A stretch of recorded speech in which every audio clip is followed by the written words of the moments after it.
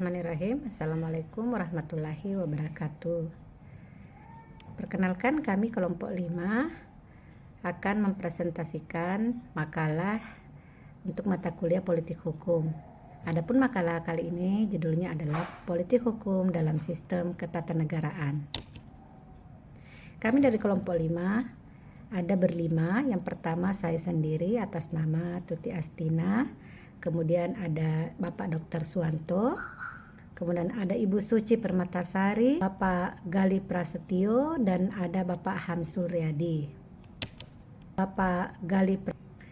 Baiklah, sebelum kita membahas lebih lanjut mengenai politik hukum dalam sistem ketatanegaraan, terlebih dahulu harus kita mengerti mengenai pengertian politik hukum itu sendiri. Pengertian politik hukum menurut beberapa ahli, di sini saya paparkan hanya 2 saja. Yang pertama dari Bapak Prof. Sudarto. Bapak Prof. Sudarto menyatakan bahwa politik hukum merupakan kebijakan negara melalui badan-badan negara yang berwenang menetapkan peraturan yang dikehendaki, yang diperkirakan akan digunakan untuk mengekspresikan yang terkandung dalam masyarakat untuk mencapai tujuan yang dicita-citakan. Sedangkan menurut Bapak Mahfud MD menyatakan bahwa politik hukum adalah legal policy atau garis kebijakan tentang hukum yang akan diberlakukan, baik dengan pembuatan hukum yang baru maupun dalam rangka penggantian hukum lama untuk mencapai tujuan negara. Nah, seperti yang kita ketahui, sistem pemerintahan di Indonesia itu menganut sistem pemerintahan presidentil, yaitu di mana ada pemisahan kekuasaan antara lembaga eksekutif, lembaga yudikatif, dan lembaga legislatif. Ketiga lembaga ini memiliki prinsip checks and balance. Checks and balance ini termuat dalam hukum konstitusi, namun tetapi pula diperlukan langkah penyempurnaan, terutama atas pengaturan atas pembatasan kekuasaan. Secara yuridis normatif, ketentuan mengenai pembentukan undang-undang di Indonesia itu diatur dalam Undang-Undang Nomor 12 Tahun 2011 tentang pembentukan peraturan perundang-undangan dan peraturan tata tertib DPR Republik Indonesia. Nah, setelah tadi kita mendengarkan atau melihat pengertian politik hukum menurut beberapa ahli, dapat kita tarik kesimpulan seperti yang kita lihat di samping ini bahwa politik hukum adalah kebijakan tentang hukum yang menentukan arah, bentuk, dan isi hukum yang mencakup pembentukan, penerapan, dan penegakan hukum dalam rangka mencapai tujuan politik hukum, yaitu tujuan sosial tertentu atau tujuan negara. Jadi dalam hal ini, politik hukum itu merupakan legal policy atau garis kebijakan resmi tentang hukum yang akan diberlakukan, baik dengan pembuatan hukum baru maupun dengan penggantian hukum yang lama. Artinya, misalnya, jika ada suatu peraturan perundang-undangan dan kemudian terbit peraturan perundang-undangan lagi yang baru, biasanya peraturan perundang-undangan lama itu ada 2 jenis. Apakah peraturan tersebut yang lama akan ditarik atau tidak berlaku lagi, atau tetap berlaku namun undang-undang yang baru itu muncul sebagai penyempurnaan atau aturan turunan dari undang-undang yang lama. Oke, berikutnya kita lihat mengenai peran dan fungsi hukum. Nah, sebelum kita melihat apa sih penjelasan mengenai peran dan fungsi hukum menurut Bapak Mahfud MD, perlu kita ketahui dulu mengenai apa sih fungsi dari hukum sendiri itu. Hukum berfungsi sebagai perlindungan kepentingan manusia. Agar kepentingannya terlindungi, maka hukum seyogyanya dilaksanakan secara nyata. Hukum ini berfungsi sebagai pengatur pergaulan dalam kehidupan, di mana hukum ini di dalamnya terdapat antara perintah, larangan, dan tentu saja ada sanksi. Nah, dari kesimpulan mengenai pengertian politik hukum tadi itu, kita bisa melihat mengenai politik hukum dalam pembentukan perundang-undangan. Di sini kita bisa melihat bahwa politik hukum dalam pembentukan perundang-undangan itu, yang pertama, struktur hukum dapat berkembang dalam segala konfigurasi politik yang ditandai dengan keberhasilan pembuatan peraturan perundang-undangan berbagai bidang, tetapi pelaksanaan fungsi atau penegakan fungsi hukum cenderung makin lemah. Yang berikutnya, ketidaksinkronan pertumbuhan antara fungsi dan struktur hukum itu disebabkan oleh terjadinya gangguan oleh tindakan-tindakan politik terhadap upaya penegakan fungsi hukum. Assalamualaikum warahmatullahi wabarakatuh. Saya Suci Permatasari dengan NIM 21501015. Di sini saya akan melanjutkan materi dari kelompok saya, yaitu kelompok 5, yaitu tujuan negara. Negara merupakan organisasi masyarakat tertinggi yang memiliki teritorial dan kekuasaan untuk mengatur dan memelihara rakyatnya di bawah perundang-undangan. Setiap negara pasti memiliki tujuannya masing-masing. Tujuan merupakan hal yang penting karena menjadi pedoman dalam membangun dan mengendalikan suatu negara. Menurut Roger H. Soltau, tujuan negara dapat didefinisikan yaitu memungkinkan rakyat untuk berkembang serta menyelenggarakan daya ciptanya sebebas mungkin. Tujuan negara dapat didefinisikan yaitu memungkinkan rakyat untuk berkembang serta menyelenggarakan daya ciptanya sebebas mungkin. Adapun tujuan negara Republik Indonesia dalam Undang-Undang 1945 pada alinea keempat, yaitu yang pertama untuk membentuk suatu pemerintah negara yang dapat melindungi segenap bangsa Indonesia dan seluruh tumpah darah Indonesia. Yang kedua, memajukan kesejahteraan umum. Yang ketiga, mencerdaskan kehidupan bangsa. Dan yang keempat, ikut melaksanakan ketertiban dunia. 4 tujuan negara ini kemudian berdampak pada fungsi negara, yaitu yang pertama melaksanakan ketertiban, yang kedua mengusahakan dan melaksanakan kemakmuran rakyatnya, yang ketiga fungsi pertahanan dan fungsi penegakan keadilan.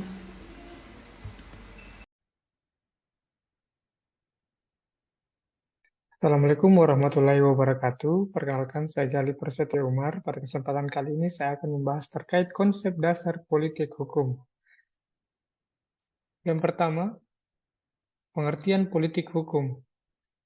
Politik hukum adalah sebuah konsep yang mencakup interaksi antar politik dan hukum dalam masyarakat. Ini termasuk bagaimana hukum dipengaruhi oleh proses politik dan sebaliknya bagaimana politik dipengaruhi oleh hukum. Kemudian, ada yang dimaksud dengan fungsi politik hukum. Politik hukum sendiri dapat digunakan untuk mengidentifikasi dan menganalisis permasalahan hukum yang dihadapi masyarakat. Ini juga dapat digunakan untuk memahami bagaimana kebijakan hukum dikembangkan dan diimplementasikan dalam masyarakat. Yang berikutnya adalah hubungan antara politik dan hukum. Politik dan hukum sendiri memiliki hubungan yang cukup erat, di mana politik dan hukum saling terkait dan mempengaruhi satu sama lain. Hukum dapat digunakan untuk mengatur tindakan politik, sementara politik dapat digunakan untuk mengubah hukum itu sendiri. Kemudian, proses pembuatan kebijakan hukum. Proses pembuatan kebijakan hukum meliputi pengumpulan data, analisis, perumusan, perdebatan, pengesahan, dan implementasi. Proses ini dapat dipengaruhi oleh berbagai faktor, termasuk opini publik, kepentingan politik, dan pandangan hukum. Jadi proses pembuatan kebijakan hukum itu sendiri memiliki cakupan yang cukup luas, dimulai dari tadi saya sampaikan pengumpulan data sampai dengan implementasi. Kemudian, evaluasi hukum dan kebijakan. Politik hukum juga dapat digunakan untuk mengevaluasi efektivitas hukum dan untuk mengembangkan solusi untuk masalah hukum yang dihadapi masyarakat. Ini juga dapat digunakan untuk mengevaluasi apakah hukum yang ada diterapkan secara adil dan merata. Kemudian, konteks sosial, budaya, ekonomi, dan politik. Di dalam politik hukum dapat digunakan untuk memahami berbagai mana hukum yang diterapkan dalam konteks sosial, budaya, ekonomi, dan politik yang berbeda. Pemahaman akan perbedaan ini dapat membantu dalam memahami dan mengelola permasalahan hukum yang dihadapi oleh masyarakat dan pemerintah. Kemudian, konsep dasar politik hukum itu sendiri. Konsep dasar tentang politik hukum selalu berangkat dari asumsi dasar bahwa hukum merupakan produk politik yang melihat hukum sebagai formalitas atau konkretasi dari kehendak-kehendak politik penguasa, dalam konteks ini negara, yang saling berinteraksi dan dengan komunikasi intersubjektif untuk menemukan konsensus politik bersama. Kemudian, analisis politik hukum. Analisis politik hukum dapat membantu dalam mengembangkan solusi yang efektif untuk masalah hukum yang dihadapi oleh masyarakat. Ini termasuk menganalisis permasalahan hukum dari perspektif sosial, ekonomi, politik, dan budaya. Demikian yang dapat saya sampaikan. Wabillahi taufiq wal hidayah. Assalamualaikum warahmatullahi wabarakatuh. Assalamualaikum warahmatullahi wabarakatuh. Perkenalkan, nama saya Hamsul dari Ruslan, NIM 2150102, mata kuliah Politik Hukum. Terima kasih untuk melanjutkan dari teman-teman kelompok 5. Terima kasih atas kesempatan yang diberikan oleh moderator. Dan pada kesempatan ini saya akan menjelaskan tentang tugas dan fungsi anggota DPR. Perubahan Undang-Undang Dasar 1945 selama 4 tahap telah mengubah kekuasaan, membentuk undang-undang yang sebelumnya di tangan Presiden dengan persetujuan Dewan Perwakilan Rakyat, beralih menjadi kekuasaan DPR dengan hak Presiden mengajukan rancangan undang-undang kepada Lembaga Perwakilan Rakyat. Di samping itu, negara Indonesia merupakan bentuk pemerintahan politik yang kekuasaan pemerintahnya berasal dari rakyat, baik secara langsung atau dalam hal ini yang diketahui oleh masyarakat umum itu demokrasi langsung, atau melalui perwakilan atau demokrasi perwakilan. Demokrasi mementingkan kehendak, pendapat serta pandangan rakyat. Seorang pemerintahan demokrasi dipilih melalui persetujuan dengan cara mufakat. Oleh karena itu, demokrasi itu sendiri dapat berjalan secara ideal ketika mendapatkan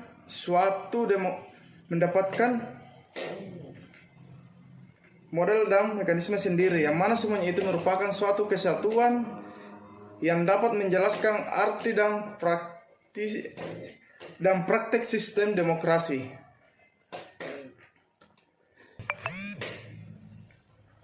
Dan menurut Kamus Praktis Bahasa Indonesia yang disusun oleh A.A. Waskito, kata kewenangan memiliki arti hak dan kekuasaan yang dipunyai untuk melakukan sesuatu. Istilah kewenangan itu tidak dapat disamakan dengan istilah urusan, karena kewenangan dapat diartikan sebagai hak dan atau kewajiban untuk menjalankan satu atau beberapa fungsi manajemen. Parlemen dalam sistem demokrasi Indonesia modern merupakan wakil rakyat yang pada umumnya bertugas membuat undang-undang dan menguasai jalannya pemerintahan di Indonesia dan fungsi-fungsi lain yang berbeda di setiap negara yang ada di dunia. Kata parlemen berasal dari bahasa Latin, yaitu parliamentum, atau bahasa Prancis parlier yang berarti berbicara, dan dapat diartikan suatu tempat atau badan di mana para wakil rakyat berbicara satu sama lain untuk membicarakan hal-hal yang penting bagi rakyat. Istilah parlemen dalam legislatif memiliki kesamaan fase terhadap arti yang dimaksudkan. Istilah parlemen lebih banyak digunakan di Eropa, sedangkan legislatif digunakan di Amerika Serikat. Namun keduanya memiliki makna yang sama. Dan dalam Undang-Undang Nomor 17 Tahun 2014 tentang Majelis Permusyawaratan Rakyat, Dewan Perwakilan Rakyat, dan Dewan Perwakilan Daerah, pada pasal 217 disebutkan bahwa anggota Dewan Perwakilan Rakyat mempunyai hak mengajukan usul dan rancangan undang-undang. Ketentuan mengenai tata cara pengajuan usul rancangan undang-undang sebagaimana dimaksud pada ayat 1 diatur dalam peraturan DPR tentang tata tertib. Terkait dengan fungsi legalisasi, DPR memiliki tugas dan wewenang yang pertama, menyusun program legalisasi nasional atau disebut prolegnas. Yang kedua, menyusun dan membahas rancangan undang-undang. Yang ketiga, menerima rancangan undang-undang yang diajukan oleh DPD terkait otonomi daerah, hubungan pusat dan daerah, pembentukan, pemekaran, dan pembangunan daerah, pengelolaan sumber daya alam, sumber daya ekonomi, dan lainnya, serta pengembangan keuangan pusat dan daerah. Yang keempat, membahas rancangan undang-undang yang diusulkan oleh Presiden atau DPD. Yang kelima, menetapkan undang-undang bersama dengan Presiden. Yang keenam, menyetujui atau tidak menyetujui peraturan pemerintah pengganti undang-undang yang diajukan oleh Presiden atau ditetapkan menjadi undang-undang. Terkait dengan fungsi anggaran, DPR memiliki tugas dan wewenang. 1. Memberikan persetujuan atas rancangan undang-undang tentang APBN. Yang kedua, memperhatikan pertimbangan DPD dan rancangan undang-undang tentang APBN dan rancangan undang-undang terkait pajak, pendidikan, dan agama. Menindaklanjuti hasil pemeriksaan dan pengelolaan dan tanggung jawab keuangan negara yang disampaikan oleh BPK, Badan. Yang keempat, memberikan persetujuan terhadap pemindahantanganan aset negara maupun terhadap perjanjian yang berhambat luas di kehidupan rakyat dan terkait dengan beban keuangan negara. Terkait dengan fungsi pengawasan, DPR memiliki tugas dan wewenang. 1. Melakukan pengawasan terhadap pelaksanaan undang-undang APBN dan kebijakan pemerintah. 2. Membahas dan menindaklanjuti hasil pengawasan yang disampaikan oleh DPD. Terkait tugas dan wewenang DPR lainnya antara lain menyerap, menghimpun, menampung, dan melanjuti aspirasi rakyat. Akan tetapi pada saat ini untuk menyerap dan menindaklanjuti aspirasi rakyat masih sangat minim. Suara rakyat masih dikesampingkan. Yang kedua, memberikan persetujuan kepada Presiden. Yang ketiga, memberikan pertimbangan kepada Presiden. Dan keempat, memilih anggota BPK dengan memperhatikan pertimbangan DPD. Memberikan persetujuan kepada Komisi Yudisial terkait calon hakim agung yang akan ditetapkan menjadi hakim agung oleh Presiden. Memilih 3 hakim konstitusi untuk selanjutnya diajukan ke Presiden. Baiklah, teman-teman, dari presentasi tadi yang sudah disampaikan oleh saya sendiri, Tuti Astina, kemudian disampaikan oleh Ibu Suci Permatasari, terus Bapak Gali Prasetyo, dapat ditarik kesimpulan bahwa politik hukum dalam sistem ketatanegaraan itu yang pertama, jika melihat tentang teori dari politik hukum, maka sudah jelas bahwa politik hukum itu memiliki peran yang signifikan dalam pembentukan undang-undang. Karena politik hukum sangat penting dalam hal pencapaian tujuan negara. Yang kedua, politik hukum dapat memastikan tidak terjadinya tumpang tindih dalam proses pembentukan peraturan perundang-undangan, terutama dengan Konstitusi Undang-Undang Dasar 1945. Yang ketiga, untuk peraturan perundang-undangan yang sekiranya bertentangan dengan konstitusi, yaitu Undang-Undang Dasar 1945, maka mekanisme pengujiannya adalah dengan mengajukan uji materi di Mahkamah Agung. Sedangkan untuk peraturan perundang-undangan di bawah undang-undang yang sekiranya bertentangan dengan undang-undang, maka mekanisme pengujiannya itu adalah pada wilayah kekuasaannya Mahkamah Agung. Yang keempat, politik hukum juga membuka ruang partisipasi masyarakat. Nah, hal ini telah dijamin dalam undang-undang.